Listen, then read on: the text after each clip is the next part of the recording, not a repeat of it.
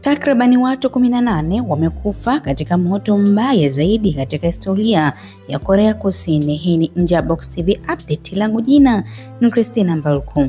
Takribani watu 18 wamepoteza maisha na wengine 19 kujeruhiwa wakati moto wa nyika wa Korea Kusini ukiendelea kuteketeza eneo la kusini mashariki mwa nchi hiyo.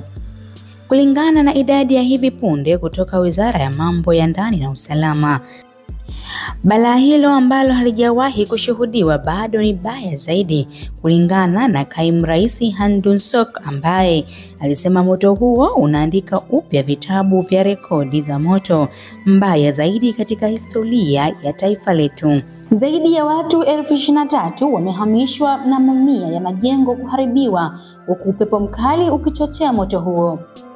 Maeneo kadhaa ya urithi wa kitamaduni pia umeathiriwa, ikiwa ni pamoja na hekalu za Mabuddha wenye umri wa miaka 1300 ambalo liliharibiwa wakati hazina nyingine za kitaifa zikihamishwa.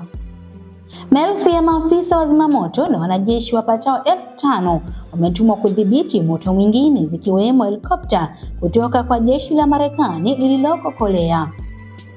Moto wa nyika si wa kawaida nchini Korea Kusini na vifo vinavyohusiana ni nadra. Mioto ya sasa ambayo imeua watu 18 ndani ya siku chache zilizopita tayari ni hali mbaya zaidi katika historia ya nchi hiyo. Takribani ekari 17,000 za misitu pia zimeharibiwa na kufanywa moto huo kuwa watatu kwa ukubwa katika historia ya Korea Kusini kwa eneo hilo. Korea Heritage Service, shirika linalohusika na kuhifadhi na kukuza urithi wa kitamaduni wa Korea, liliboresha onyo lake la maafa hadi kiwango cha juu zaidi Jumanne kutokana na hatari kubwa ya uharibifu wa maeneo ya urithi. Ilikuwa ni Nje ya Box TV update. Usisahau kusubscribe, kulike na kushare ili wa kwanza kupata notification.